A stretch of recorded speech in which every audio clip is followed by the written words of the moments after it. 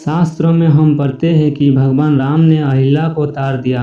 भगवान ने सिर नहीं छुपाया, चरण छुपाया। क्या महत्व था उसका? उसके पीछे क्या संकेत है?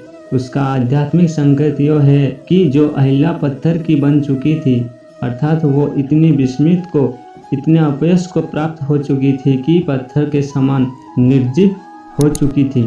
इंद्र ने जो धोखा देकर उसके साथ बुरा बर्ताव किया, उससे वो इतने ग्रसित हो गई थी कि जिस प्रकार भारतीय समाज के अंदर अगर कोई नारी विधवा हो जाए तो उसको कोई अधिकार नहीं होता, वो समाज के अंदर एक अछूत की भांति अलग पड़ी रहती है। इसी प्रकार उसके अंदर भी हीन भावना पैदा हो गई थी।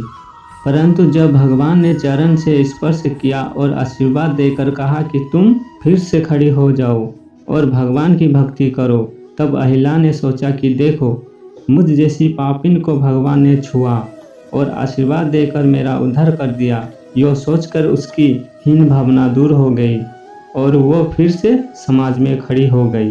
पर आज हमारे देश का यह दुर्भाग्य है कि अगर शूद्र मंदिर में चला जाए तो हम मंदिर को अपवित्र मान लेते हैं।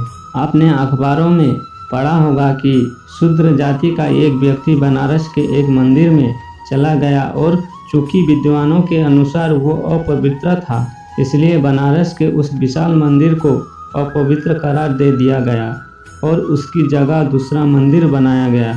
यह सोचने की बात है कि क्या वो शूद्र व्यक्ति भगवान से भी ज़्यादा शक्तिशाली है? जिस भगवान को हम पतित पावन मानते हैं, क्या उसमें इतनी शक्ति नहीं कि वो नीच को भी पावन बना दे?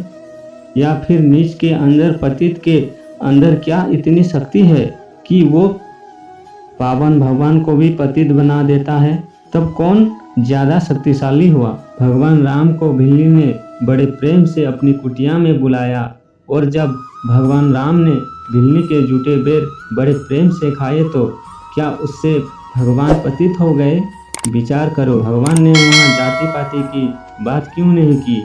वैसे बिल्ली की यो इच्छा नहीं थी कि मैं भगवान को जूठे बेर खिलाऊं, बल्कि उसकी भावना यो थी कि भगवान को कोई खट्टा बेर ना मिल जाए, और भगवान भावना के ही भूखे होते हैं। जब बिल्ली ने भगवान को बेर दिए तो भगवान ने बड़े प्रेम से खाए और कहा, लक्ष्मण तुम भी खाओ, मीठे हैं। लक्ष्मण ने कहा, प्रभु ये तो जूठे हैं।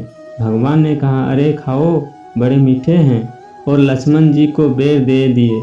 अब लक्ष्मण जी ने सोचा कि जब दे ही दिए और है झूठे तो खाने तो है नहीं, अतः चुपके से ले जाकर फेंक दिए। परंतु फिर भी वे बेर लक्ष्मण जी को खाने पड़े।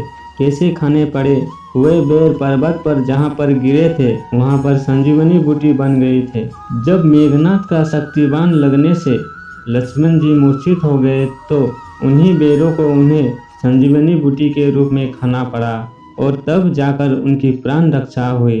दोस्तों, हमारे इस चैनल को सब्सक्राइब कीजिए और बेल आइकन को जरूर प्रेस कीजिए। धन्यवाद।